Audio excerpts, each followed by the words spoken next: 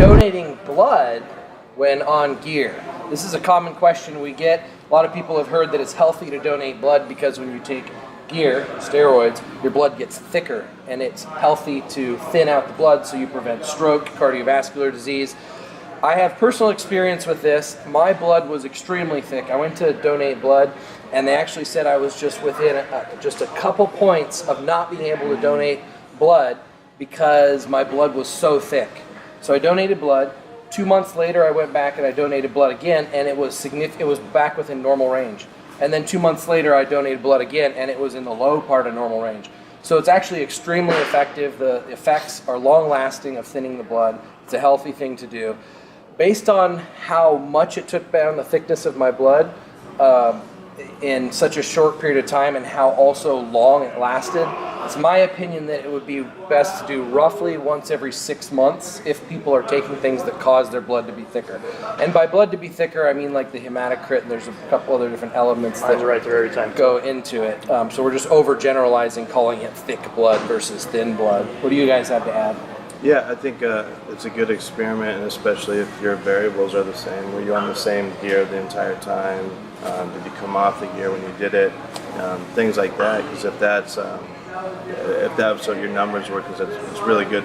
A lot of times, and people don't understand some of the drugs when you come into a show, how much they thicken the blood and then dehydrating it, and what happens when you're dehydrating plasma out of the blood and the red blood cells are just sitting there.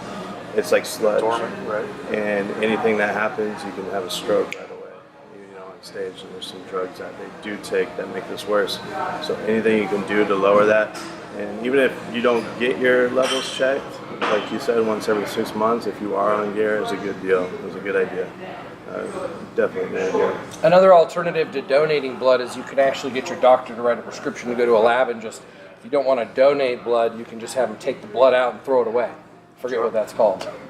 Yeah, there's a process to that too, because I know if you're over a certain number, like 19 on the ferritin, whatever, they will not let you take it. I'm always right at the 18 mark, 17, 18, 19, but I'm an older guy, so for me, anyone that's over 40 years old, if you ever get joint pain or eye like not blindness, but fuzziness, it's always good to give blood. You'll drain out the ferritin. Men somehow hold ferritin. You probably know more about this. Older men hold ferritins, but don't have monthly cycles. And that blood gets thicker and thicker, and it causes problems. It's slower moving. So when you donate the blood and it cleans it out, my joint pain goes away. I had joint pain in my elbow for 4 or 5 years, and someone said, actually it was Dave Palumbo. He goes, go get blood. I'm like, why? He goes, you don't have a period. Okay, makes sense. So for me, it's a good way to clean out the system, clean out the impurities. I call it a human oil change.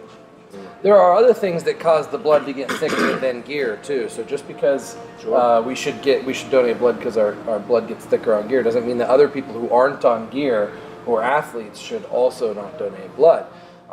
Before I ever did any gear and I went in to get my donate blood, it was already pretty thick because just I hadn't donated blood before. So over my whole life, it's getting thicker and thicker and thicker, and you need to hit that reset button. And then when you're on gear, it just means that your blood gets thicker faster.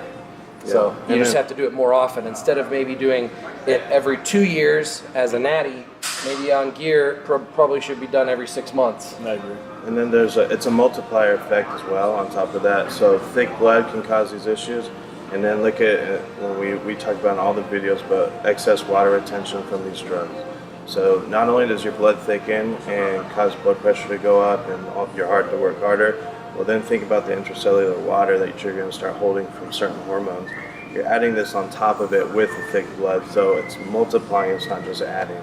So it is a good idea to get your blood donated for that simple reason. So this video will be called The Importance of Donating Blood When Using Steroids, basically. And it's good karma. You might need that blood one day. Yeah.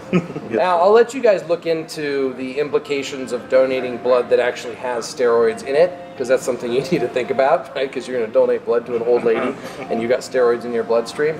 I've done a lot of research on this myself. This would be a much longer video topic, but just some ideas for you guys to research yourself. Be swell and swole, my friends of freedom, pioneers of human evolution.